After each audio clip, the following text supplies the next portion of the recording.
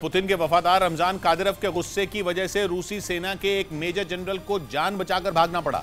रूस के मीडिया ने दावा किया कि मेजर जनरल अलेक्जेंडर लापिन जंग के बीच 3 हफ्तों की छुट्टी पर चले गए, क्योंकि यूक्रेन में रूसी सेना को वैसी कामयाबी नहीं मिल रही जैसी पुतिन ने सोची थी। जंग जब शुरू हुई तो रूस ऐसा दिख रहा था जैसे ये बस कुछ ही दिनों में खत्म हो जाएगी, और माना जा रहा है कि पुतिन को ये सपने उनकी ही सेना के कई अधिकारियों ने दिखाए थे। उन्होंने पुतिन को ये भरोसा दिला दिया था कि यूक्रेन रूस के खिलाफ कहीं भी ठहरता ही नहीं है, यानी वो जब चाहें यूक्रेन को दबोच सकते हैं। और माना जा रहा है कि पुतिन भी अपनी सेना के अधिकारियों के बहकावे में आ गए। उन्होंने ये सोचा ही नहीं था कि यूक्रेन को बचाने के लिए दुनिया के कई देश उसके साथ आ जाएंगे, और पुतिन के ऐसे ही अधिकारियों पर रमजान कादिरोव बुरी तरह भड़क गए थे। और उन्होंने तो यहाँ तक कह दिया था कि यूक्रेन की जंग लड़ रहे रूसी सेना के अधिकारी नाकारा हैं, क्योंकि कादिरोव इस बात से नाराज हो गए थे कि पुतिन की सेना के अधिकारी यूक्रेन पर पूरी ताकत से हमला नहीं बोल रहे हैं, और इसी वजह से ज़ेलेंस्की की फौज रूसी सेना पर भारी पड़ रही है।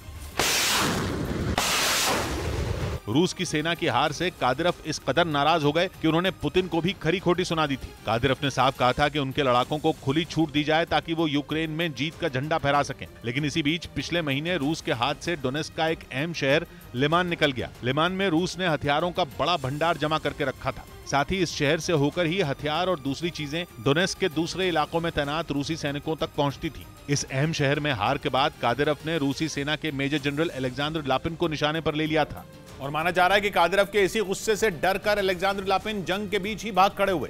कहा जा रहा है कि उन्हें इस बात का डर सताने लगा कि कहीं लिमान के साथ ही दूसरे इलाकों में मिल रही हार का ठीकरा भी उनके सिर ही न फोड़ दिया जाए, क्योंकि पिछले करीब 2 महीने से यूक्रेन की सेना ने रूसी सैनिकों की नाक में दम कर रखा है। कहा जा रहा है कि यूक्रेन के जोरदार हमलों का सामना करने में रूस के सैनिक फेल हो गए, जिसके लिए अलेक्जेंडर लापिन पर भी उंगलियां उठने लगी, क्योंकि वो खुद रूस की सेंट्रल मिलिट्री डिस्ट्रिक्ट के मुखिया हैं, जिन्हें यूक्रेन की जंग में बड़ी जिम्मेदारी दी गई थी। लेकिन कहा जा रहा है कि वो इसे पूरा कर पाने में नाकाम रहे, और इसी वजह से वैगनर ग्रुप के मालिक येवगेनी प्रिगोजिन ने भी उनके खिलाफ मोर्चा खोल दिया था। माना जा रहा है कि पुतिन के 2 बेहद करीबी लोगों के विरोध के बाद ही अलेक्जेंडर लापिन छुट्टी के बहाने कहीं जाकर छिप गए।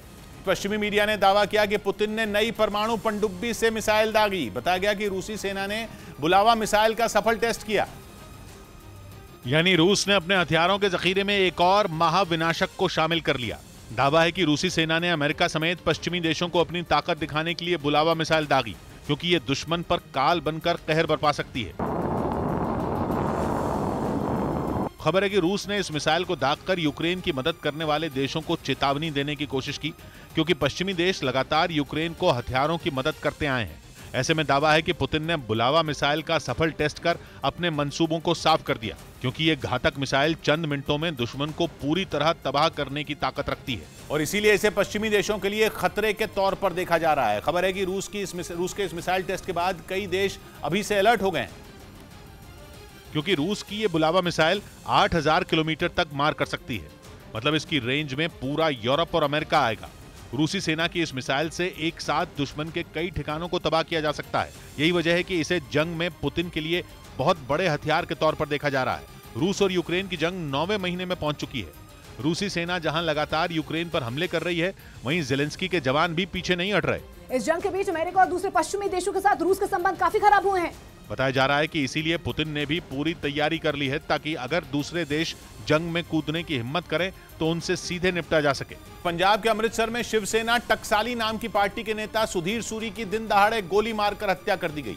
ये घटना तब हुई जब वो एक मंदिर के बाहर मूर्तियों की बेअदबी के खिलाफ धरने पर बैठे थे। तभी घात लगाए हमलावर ने उन पर फायरिंग कर दी, जिसके बाद सुधीर सूरी के साथ मौजूद एक शख्स ने अपनी पिस्तौल निकालकर हवा में ताबड़तोड़ गोलियां दागी।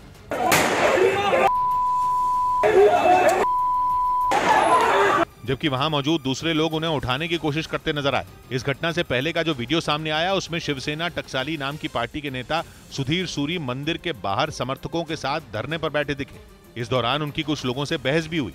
पुलिस के अधिकारी भी उन्हें समझाने की कोशिश करते रहे, लेकिन लाख समझाने के बाद भी वो धरने से नहीं उठे। तभी मौके का फायदा उठाकर हमलावर ने उन्हें गोली मार दी। घायल हालत में उन्हें अस्पताल ले जाया गया, जहां उनकी मौत हो गई। इस घटना के बाद पुलिस ने हमलावर को गिरफ्तार कर लिया।